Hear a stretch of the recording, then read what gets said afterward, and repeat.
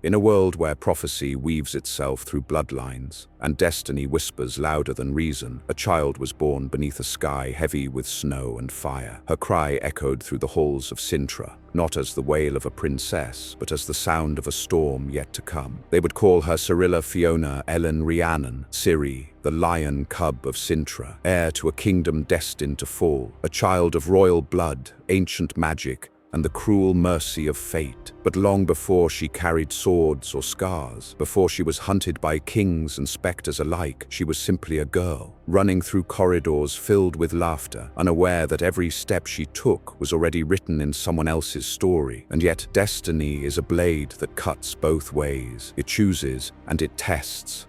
Cintra, the Pearl of the North, a kingdom of banners and iron, where the scent of salt and steel carried over the sea, and within its golden walls, a child laughed, her voice echoing through marble halls that would soon remember nothing but silence. Ciri was the granddaughter of Queen Calanthe, the lioness of Cintra, a woman who ruled with the same fire she once wielded in battle. From her, Ciri inherited courage. From her mother, Pavetta, she inherited magic, a power that slept quietly beneath her skin, waiting for the world to demand it awake. But childhood in Cintra was a brief and fragile thing. The world was shifting. Empires to the south marched like storms, and destiny had already written the city's fall. When the Nilfgaardian banners rose over the horizon, the lioness roared one last time. The walls burned, and the songs turned to screams. Amid the chaos, a small girl was pulled from the ashes, a princess no longer, only a fugitive of fate. She ran through forests, barefoot and afraid, her crown replaced by mud, her kingdom by silence. The lion cub of Cintra, orphaned, hunted, and yet somehow still unbroken. For in her eyes, even as the world burned, the storm had only just begun to rise.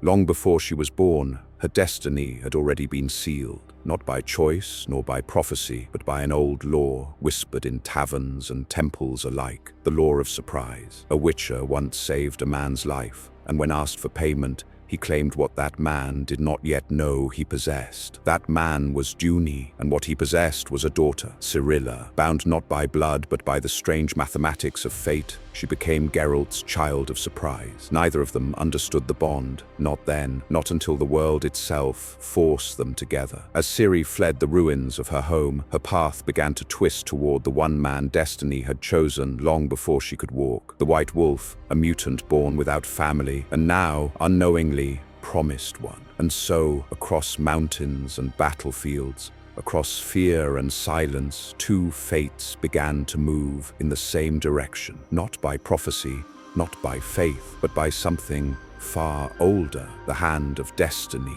reaching through blood and time to place them on the same path. Beyond the mountains, where the wind howls like memory, stands Kaer Morhen, the fortress of the witches, a place of stone, solitude, and survival. Here, the girl who had lost a kingdom found something that resembled a home. Vesemir, the old wolf, did not see a princess when she arrived, only a child with haunted eyes and a will that refused to die. And so, among blades and bruises, Ciri began to learn what it meant to endure. She sparred with Lambert until her arms trembled, studied monsters with Cohen by candlelight, and listened to Eskel's quiet lessons about fear. Her small frame moved through the courtyard snow, step by step, cut by cut, becoming sharper, steadier, harder. Unlike the others, she was never subjected to the mutagens. No poison coursed through her veins, but her strength came from somewhere deeper. Her heart beat with a different kind of power,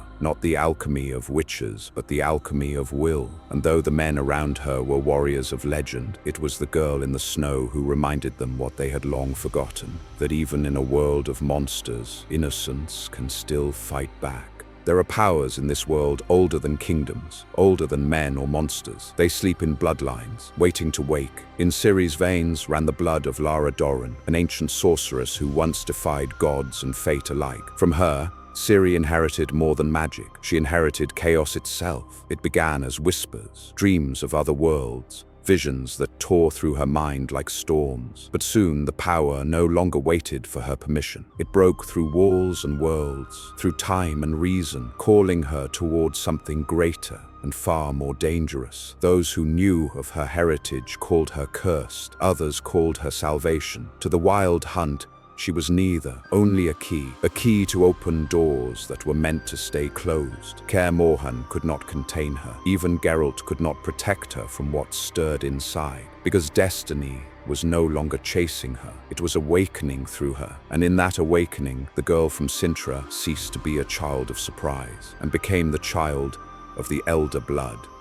Fate had marked her long before she could speak. Kings sought to claim her, mages to use her, and even destiny itself tried to shape her path. But Ciri was never meant to obey the world's design. She chose her own. Through loss, through fear, through every road that bled into snow, she became something destiny could never predict. A survivor, a protector, a storm in human form, the lion cub of Cintra, the daughter of destiny, the last of the elder blood. Yet when history speaks her name, it will not tell the tale of a princess or a prophecy. It will remember the girl who looked destiny in the eye and refused to kneel.